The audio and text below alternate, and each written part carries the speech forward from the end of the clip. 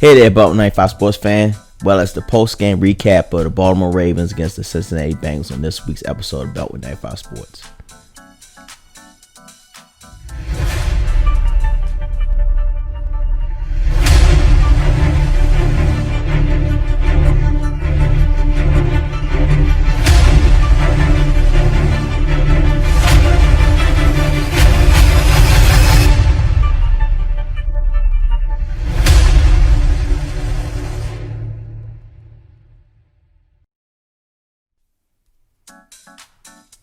Well, welcome back, fans. Well, like I said, it's week 5. The Ravens had the Cincinnati Bengals this week.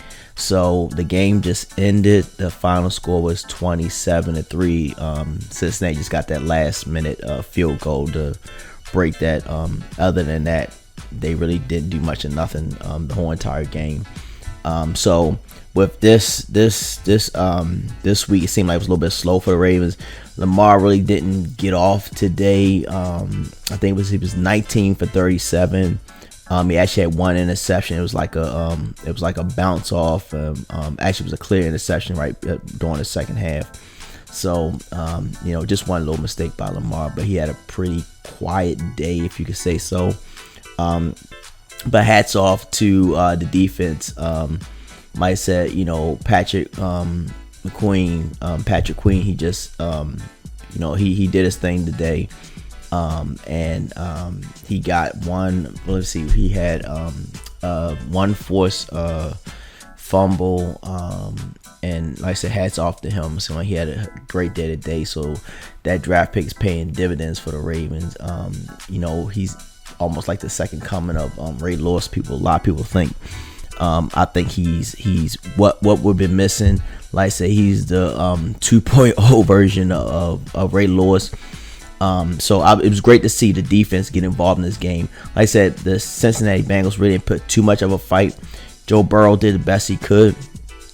He don't have a lot of pieces around him right now, but you can see some blemishes, not blemishes, but some ray of hope in this kid. I think years to come, Cincinnati be a contender in the AFC North. But like I said, hats off to Patrick McQueen. Don't forget Peterson. He actually got forced fumble today too. So Peterson was very active in today's game as well. So like I said, he had another interception today as well. So with him, it's just the defense is kind of gelling. You see right after they had that Kansas City mishap, they really starting to fight now. You can also say there are some lesser opponents than Kansas City, of course, but sometimes it takes those lesser points to kind of gel, and I just think the Ravens weren't prepared for Kansas City a few weeks back on Monday Night Football, but it seemed like they're getting their feet wet with some lesser opponents. But like I said, other than, Peterson, he really, paying dividends from the last year's entry into the Ravens. And then you don't forget about, like I said, Humphreys. He just signed that big, huge contract last week. I think it was $90 million, $60 million that was actually guaranteed. So he had a great game as well today. It's like we had that tackle last week against the Washington football team, and they actually punched the ball out for Ravens and ended up getting a turnover for that game for the Washington football team. And then you see it again this week. It seemed like he had one motion where as though he had the receiver with one hand, and right before he went down to the ground, he kind of punched that ball out just enough to get it on the ground, and actually the Ravens ended up scoring that, which made it 27-0 at that time. So Humphreys is just, you can't say nothing about him. He shows up every week. He puts in the work. I think he really loves being a Ravens. I mean, he is really, backfill that defense. So it seemed like a lot of teams have been targeting Humphreys for the last 5 weeks. This is week 5. But they're losing. Other than the Kansas City game, but the last 4 wins, the Ravens are now 4-1. And like I said, the Humphreys, what a great addition to the Ravens with Peterson and Patrick McQueen. This is our recent draft pick. And the defense did it today.